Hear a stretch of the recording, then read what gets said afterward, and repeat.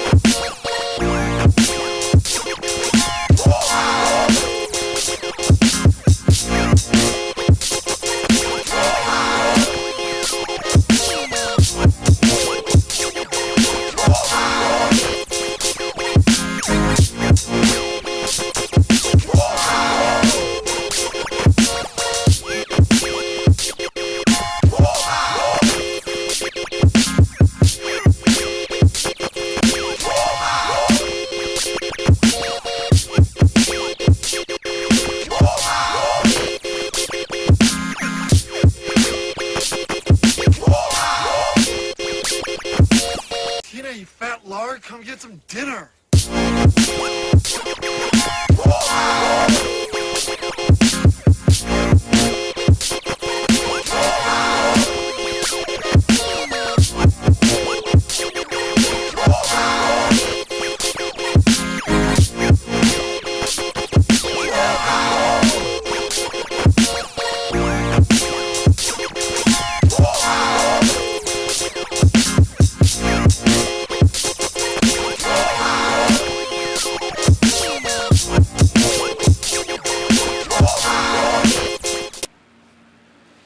Hey everybody, welcome to the broadcast. Today is June 20th, 2023.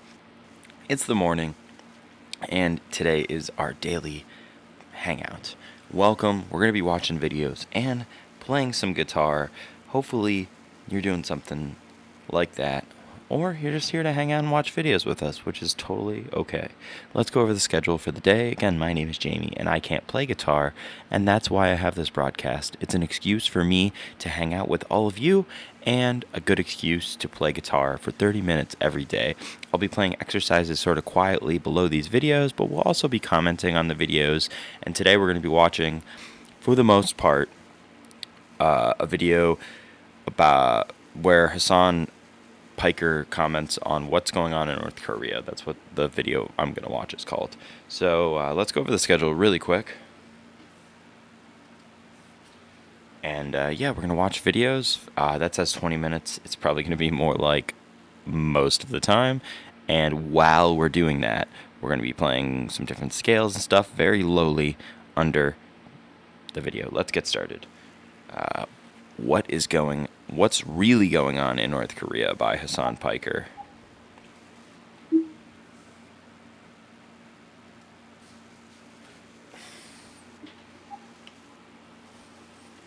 BBC, they are stuck and waiting to die. What? For over 70 years, the country has been ruled by one family. Its tyrannical leader, Kim Jong-un, has subjected his people to extreme hardship. The regime survives by repression, by complete blockade on information with the security services and field tactics. At the start of the pandemic, North Korea sealed its borders. We now know next to nothing about what's been happening inside the country. Wait, did we, what? As opposed to before? When we knew so much. Like, it's literally called a hermit kingdom Seriously. for some reason. What the hell? Also, I don't want to be disrespectful, but like maybe this isn't North Korea, but like how did you get this footage if you're not allowed to be inside of North Korea? Like, is this not North Korea? I don't understand. Sometimes people describe North Korea as a black hole of information, and that black hole has become significantly darker over the last few years. For months, we've been communicating in secret with 3 people who've risked their lives to expose the disaster unfolding. We've used animations and actors to illustrate their words. These days, watching and sharing foreign videos is severely punished. One wrong move, and you're facing execution. And a desperate struggle for survival. Okay, I got to make a disclaimer to the audience. I don't know what video he's watching. That would be nice for context, but he's going to give us some context, and I'm a huge fan. If you look on his stream, there's like a furry portrait of himself next to where his dog is. It's ridiculous. Food supplies are so low. People have started dying. Why would Yeonmi Park not become a prominent voice in the United States of America when the motherfucking BBC, which is like a well-respected institution that is supposed to disseminate news, like when this is the kind of fucking coverage coming out of that? Everyone in North Korea is dead, and if you're alive, they kill you for it. But North Korea has actually figured out necromancy. So they bring you back to life so they can kill you all over again for the crime of being alive. So Because it's fucking illegal to be ridiculous. alive in North Korea. North Koreans are forbidden from talking to anyone outside the country, particularly journalists.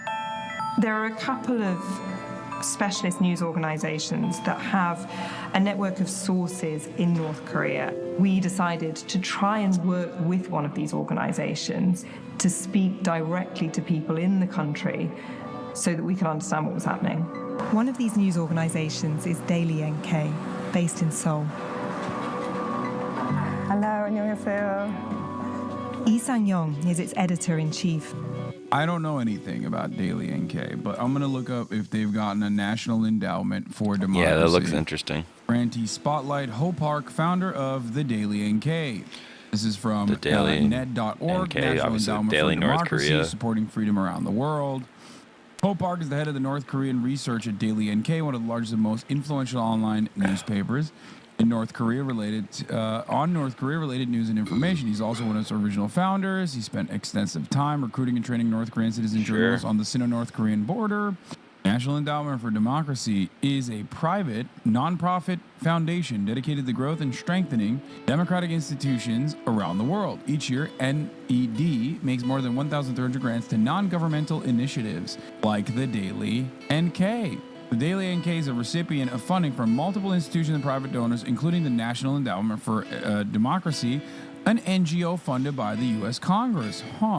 Does anyone ever ask how an NGO, a non-governmental organization, can be funded by the what the United fuck, man? States Congress, and how this does not defeat the purpose of it being an NGO? The amount of Daily NK funding from the National Endowment for Democracy since 2016 is available in the public sphere. The organization is part of a consortium with the Unification Media Group, which is a South Korea-based nonprofit organization that produces and delivers radio content about North Korea via shortwave radio broadcast. That's interesting. Anyway, I'm sure that doesn't mean anything. Can I ask why you're so suspicious of anyone reporting on the conditions in North Korea? It seems doubtful that everyone is just lying about it. I don't think the conditions in North Korea are good. As a matter of fact, I think the conditions in North Korea are very bad. I just don't think that the conditions in North Korea are as a CIA-backed institution. I don't know what he's going to say next, but I tend to sort of agree. I just think that a lot of the news we get seems comically propagandized. Like he said, like, if you're alive in North Korea, they come to your house and kill you for the crime of being alive, basically, is what people try to act like. And clearly that's not true. The truth is sort of somewhere in the middle. Like, I don't think I would want to live in North Korea either, and it's clearly very bad, like Hassan is saying. But I agree with him. Like, the conditions inside North Korea just simply can't be as bad as some media outlets. And then there's also like alleged defectors from North Korea that have been doing podcast circuits that have been sort of comically blowing the situation there out of proportion in an unhelpful way. Like, if it's very bad, just tell it like it is. You don't need to exaggerate. We're sure the truth is undoubtedly bad enough. So I think muddying the water is what frustrates Hassan and I. Institutions represented.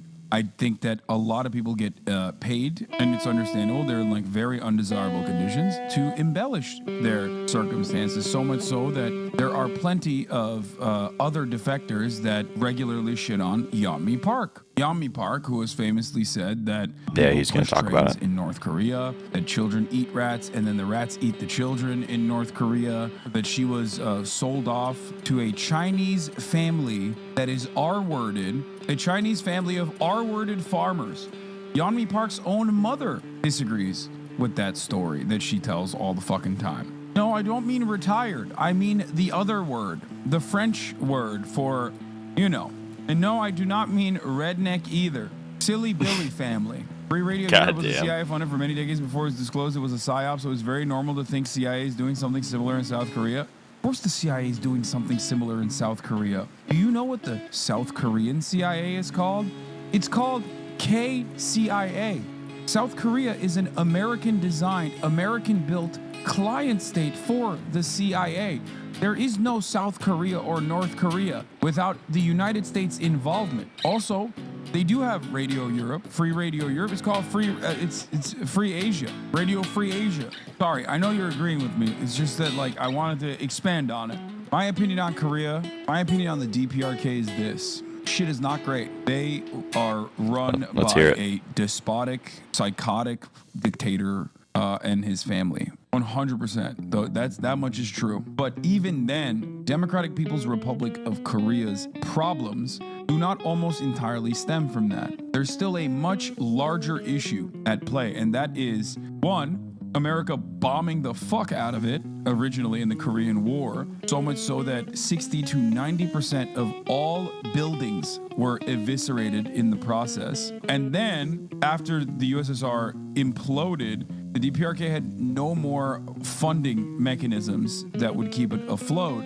And, well, now they kind of rely on China, maybe a little bit on Russia as well, but still, that genuinely destroyed the North Korean economy and North Korean existence in general, because the United States of America has kept it under complete sanctions since its inception. Completely strangled by embargoes and sanctions, yes. Their only life raft is China, which acknowledges it as a buffer state and gives it just enough to survive, but not so much that they will thrive.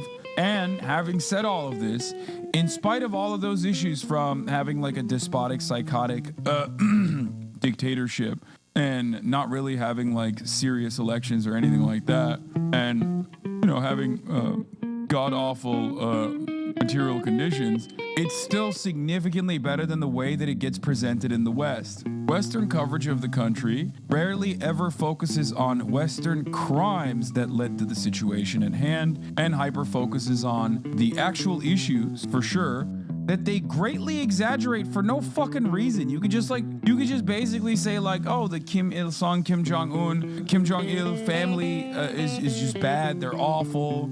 They're brutal. They're not great. But ultimately, what is significantly worse is the crippling sanctions and not normalizing relations with this fucking country, because everyone wants a big bad guy to be afraid of. He did blow up his uncle in front of a rocket, though. See, this is what I mean. Like, there is so much shit like this, and I don't even know what is true and what isn't at this point. But I know, like, a great example of this is that no, he didn't actually blow up his uncle in front of a rocket, right? That was not a real story. But it was played as a real story in mainstream media from mainstream outlets that you would never question. I would never question. And because it's about North Korea, you can make up literally whatever the fuck you want to make up, and the BBC will cover it. They will report on it. They will just straight up say, this is real, this happened. And then a week later, it'll come out that the uncle didn't even fucking die. He's like very much alive. And then they don't even need to do a retraction because it doesn't matter, because it's North Korea. No one fucking cares. Yeonmi Park is the perfect demonstration of this reality. She gets approximately $40,000 per speaking engagement on the minimum.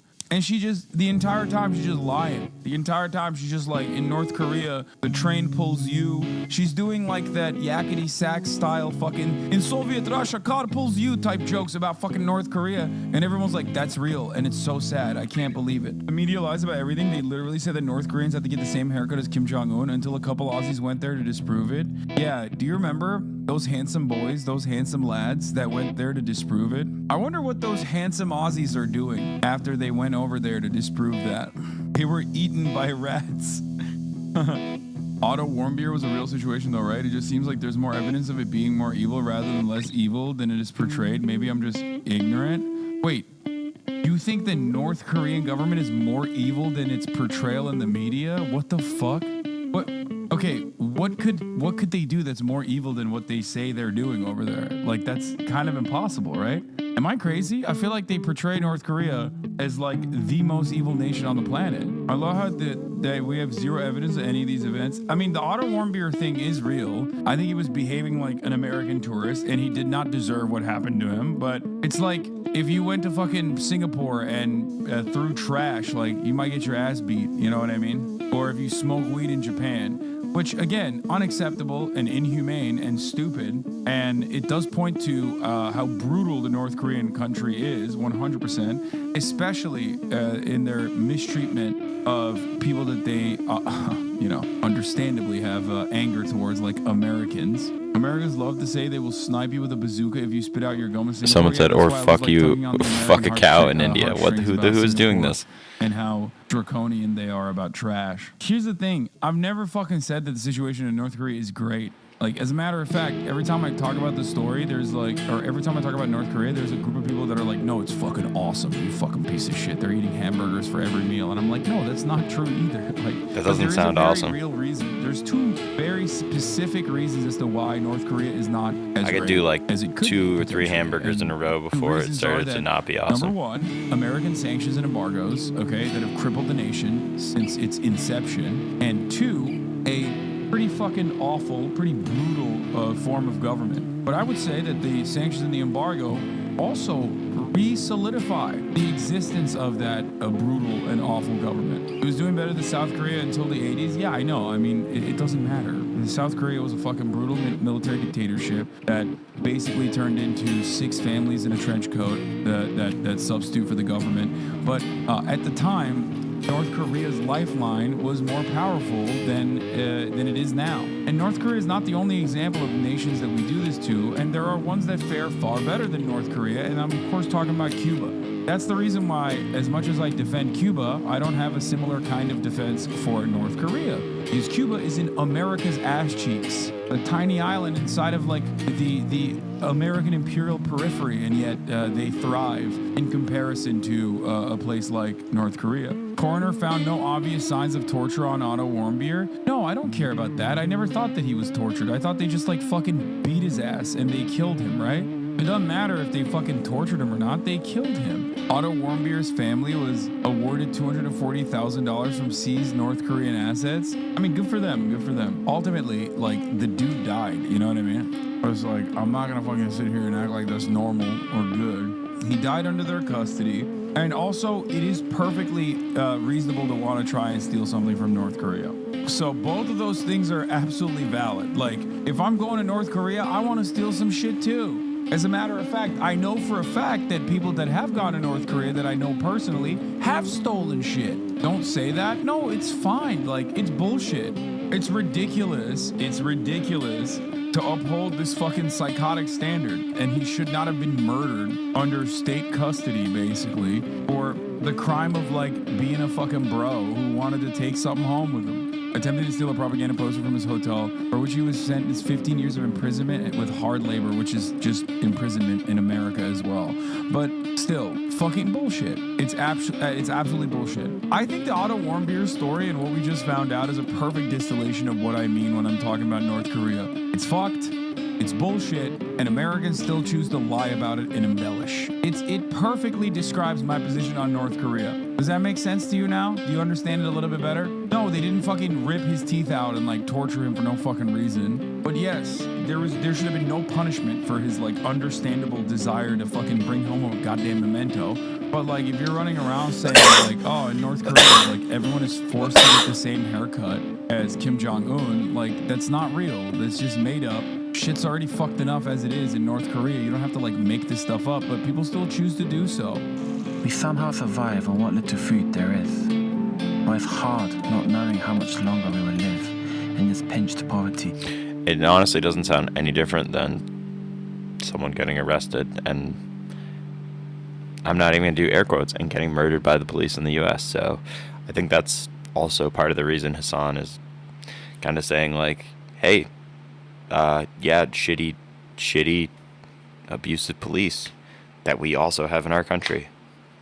Look, like, I think that's a part of the frustration too, because that's what I hear when I hear that. Like, I just heard a story about someone that got way too much of a sentence for a small crime, but also like, let's not pretend that doesn't happen in the U.S. to our own citizens. So I think that's sort of part of it, where we are willing to get really, really mad about things like this. It's like, oh, god damn, you get killed over a poster, when our actual citizens get killed and shot over much less. And they're not out of country or anything like that. So I would be, I'm sure North Korea has a lot to work on, but I don't think this specific story proves much to me. We did, and someone in the chat says, rewatch Boy Boy. Later today, I probably will end up watching the Boy Boy video. They have a new video out that has Andrew Tate on the thumbnail that I definitely need to watch, but we're also going to rewatch, because it was mentioned in this video, the Boy Boy, if you don't know them, they're an awesome YouTube channel, video where they go to North Korea to get haircuts. So The future is dark. Hundreds of miles away, in the relative luxury of the capital Pyongyang, lives a woman we're calling Ji-yoon. Low-key, these like supposedly dystopian ways of showcasing North Korea kind of look chill though. I used Right? to be able to sneak some fruit and vegetables out of the store where I work to sell them at the market. I'd use the money to buy rice, but now they thoroughly search our bags, so we can't make a side hustle. My family doesn't have enough food. My husband and I survive by thinking 10 more days, and then another 10 days. I do also find it relatively hilarious that like capitalists are fucking upset.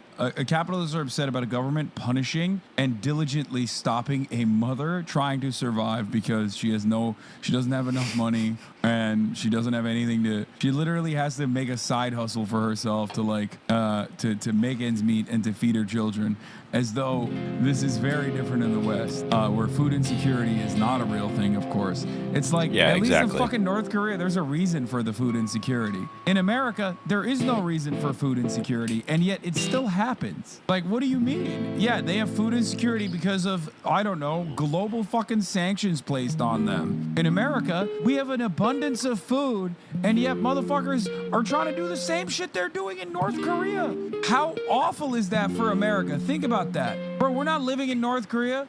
You're living in like Birmingham, Alabama. Why are you living under North Korean conditions, dog? BBC's not writing reports about your circumstances, talking about how the disgusting draconian capitalist state of the United States of America is behaving, again, in this despotic and tyrannical manner by forcing, black Americans into subjugation and death and despair. It's like motherfuckers in Missouri got that same shit going on. I've never heard a fucking BBC report on that. Yeah, and really. It's even worse, because in America, like I said, we have an abundance of food, dude. There are lots of beggars now. If they're lying down, we check them and usually find they're dead. There are others who Holy. kill themselves at home or disappear into the mountains. Okay. I never used to hear of this happening. By the way, another ironic circumstance with this is that, but I'm not saying that this is not happening in North Korea, okay? I'm sure it is. You know where else is happening? Not just in the United States of America, which we already talked about, but also in South Korea. South Korea has the highest rate of suicidality out of any of the OECD nations. No, not even Japan. South Korea actually is lapping Japan. South Korea is lapping in Japan in both, that's pretty bad. development. It's not the 90s. As someone who has firsthand connection to self-harm, and he's talking about it right now, so trigger warning, we're going to talk about self-harm super quick.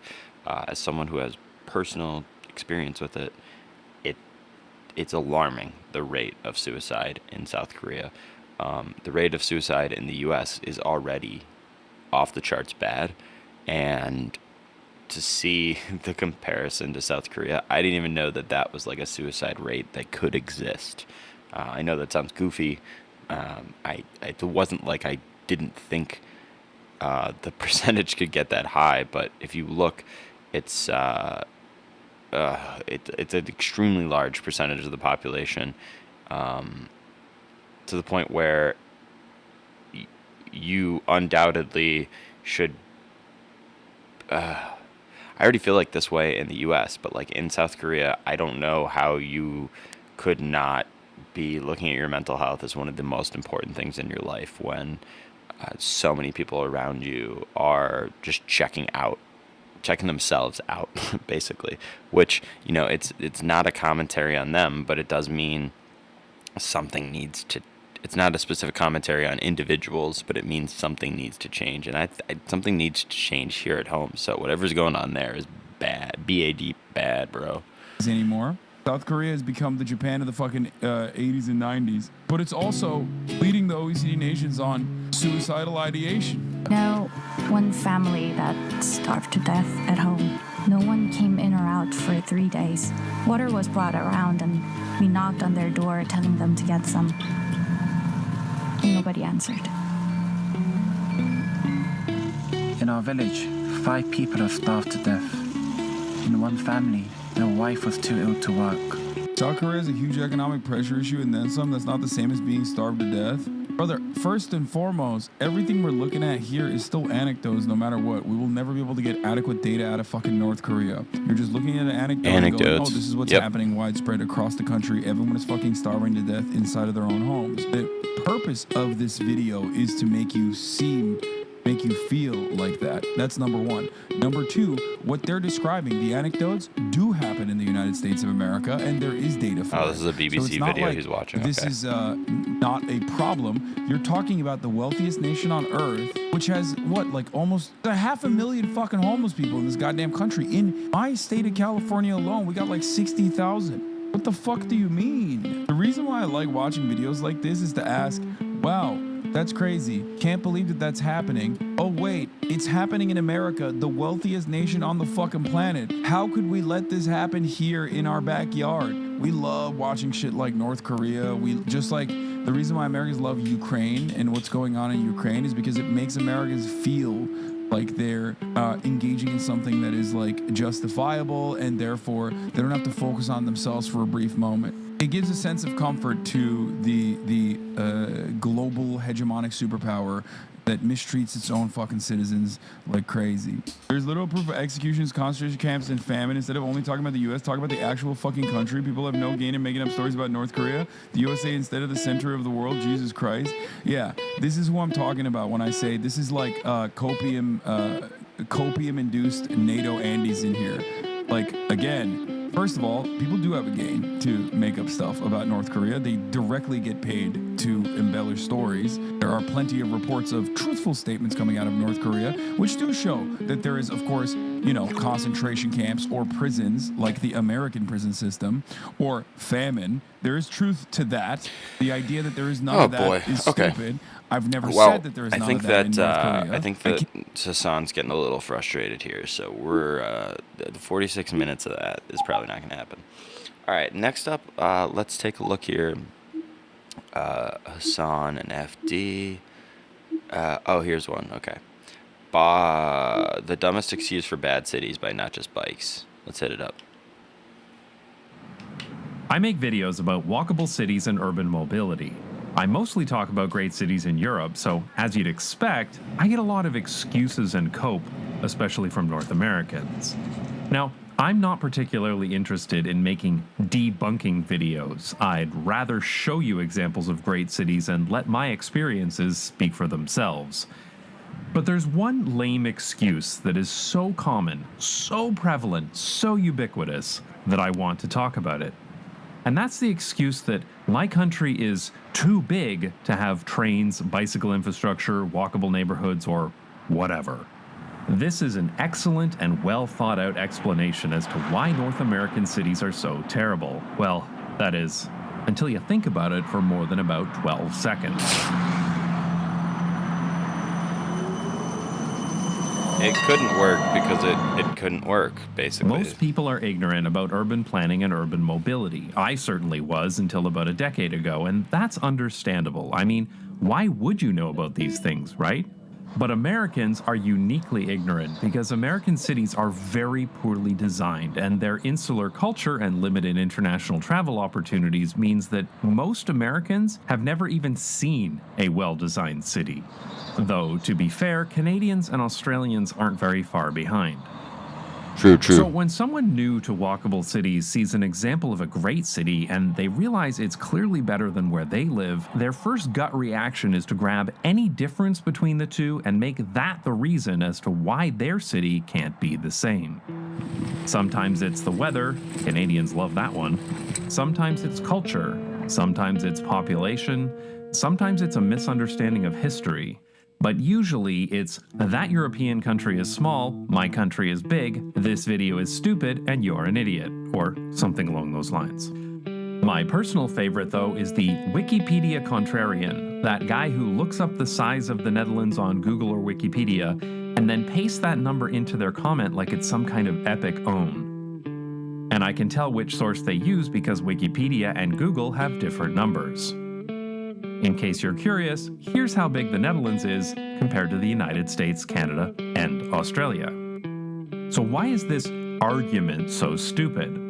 Well, quite simply, Americans aren't traveling from Fluffy Landing to Hump Tulips every day. Canadians aren't traveling from Dildo to Spuzum every day. And Australians aren't traveling from Chinaman's Knob to Useless Loop every day. And also, why are there two places in Australia called Chinaman's Knob? All right, you know what? I am done talking about Australia.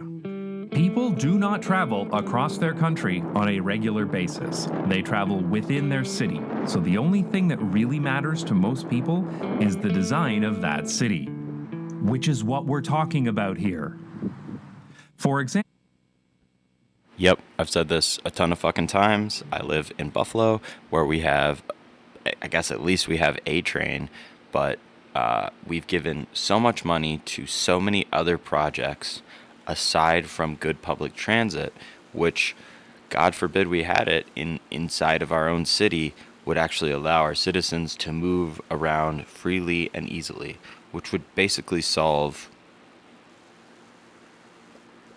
so many problems. And once you had good public transit, you could start to enact other policies that helped with other issues, namely, in my opinion, traffic deaths and overcrowding and pollution caused by cars. Like everything about cars is pretty much bad besides the fact that you get your own. So let's keep going. in the United States, over 45% of trips all trips are 3 miles or less. That's 5 kilometers for the rest of my audience. These are distances that could be easily done by walking or cycling. So, despite the size of the country and the sprawliness of the cities, Americans don't actually travel that far for most trips. But unsurprisingly, almost all of those trips are taken by car because it's too dangerous to walk or cycle and public transportation is non-existent, which again is the whole point. This may come as a surprise to some people because Americans are obsessed with commuting, and the average commute length in the US is about 20 miles. That's 32 kilometers for everyone else. But there are many more trips that people take on a daily basis that are not commuting. Even here in the Netherlands, there are many places, especially smaller towns and villages, where people commute to work by car, but do all of their other trips, such as grocery shopping, visiting friends, or going to appointments by walking, cycling, or public transit. They have those options available to them for shorter trips, which again is the point. The problem is not cars, it's car dependency. We need to give people the freedom to not to have to drive. Though, regardless, 32 kilometers is still a perfectly reasonable distance to commute by train if those trains existed. And now, this is where Americans will claim that America is too big for trains, which is absolutely comical because America was literally built by the railroads. Aren't trains like very good at big distances? In the 1800s, a railroad company would buy up all the land west of wherever they were, build a railroad and a bunch of stations, and then sell I'm right here with you, near not those just bikes. stations made valuable by the rail line to recoup their investment. Nearly every town, city, and village in the United States and Canada had